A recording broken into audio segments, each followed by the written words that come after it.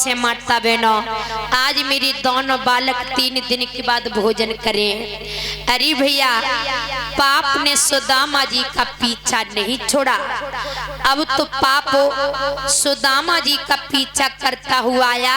सुदामा जी को नींद आने लगी और वो वृक्ष की छाया में लेट गए। भोजन की पोटली सर के पास रख ली, सो गए। सुदामा जी को नींद आई। इतने में माता बहन मालूम क्या हुआ, पाप आया और भोजन की पोटली उठा ले गया और सुदामा जी के पास एक पोटली में राख बांध करके रख गया।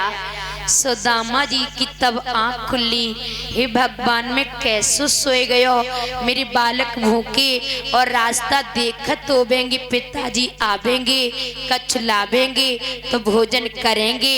सो सुदामा जी ने पोटली उठाई, कंधे पर डाली, चलने लगे। उन्हें न मालूम है भोजन भोजन न राख बन गई। उन्हें मालूम दयालु भैया ने बहुत बढ़िया भोजन दो। द्वारी पे आई, आवाज लगाई, ए लाला बेटा बाहर निकल करके आओ, देखो मैं तुम्हारे लिए क्या मांग करके लाया हो। दोनों बालक आई, झोली पकड़ ली, पिताजी क्या मांग लाई हो, भूख तो बहुत तेज लगी है। दोनों बालक पोटली खोलने में जुट गए। मैया आई, सुशीला लाला जमे का बनाए रहे हो, जम का बंदो है। दोनों बालक बोली, मैया तुम्हें नहीं मालूम, आज पिताजी 3 दिन के बाद भोजन मांग के लाई, सिर्फ भोजन है मैया। सुशीला बोली, ए लाला तो जो तनिक पोटली मोक दो, पोटली खोल के और भोजन में थाली में रख दे, दोनों भैया भोजन कर लियो। सुशीला पोटली खोलने लगी और कहती जा रही, बेटा तुम दोनों भैया पेट भर की भोजन कर लेना और बच जाए तो थोड़ा मुझे भी दे देना, मैं भी भोजन कर लेंगे, बेटा बहुत भूख लगी है। अरे सुशीला ने अंततः पोटली खोली, क्या देखा, भोजन नहीं था, उसमें राख थी। राख को देख करके सुशीला सर को पटक करके रोने लगी। सुदामा जी से बोली, पिया आज तुम्हें काहे गयो जो राख बांध के ले आई।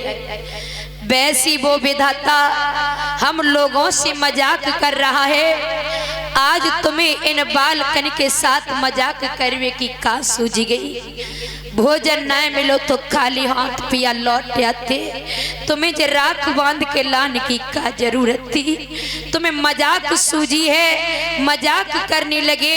बच्चों के चेहरे को नहीं देखा, ये भूख के कारण कैसे मुरझाए बैठे हैं। सुदामा जी ने देखा, सुशीला ये क्या हो गया, एक दयालु भैया ने मुझे बहुत सुंदर भोजन दिया, राख कैसे बन गई।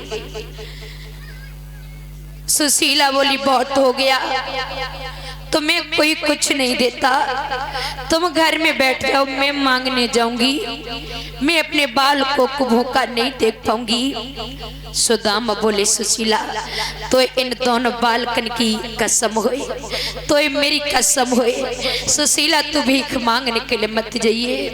देख सुशीला, गरीब के पास कोई धन नहीं है पर गरीब की इज्जत तो है। तू भीख मांगन जाएगी सुशीला तो हमारी इज्जत खाक में मिल जाएगी। प्यारे भक्तों, गरीब के पास कोई धन नहीं होता तो क्या हुआ, गरीब की इज्जत तो होती है, और जिसकी इज्जत होती वही सबसे बड़ा धनवान होता है।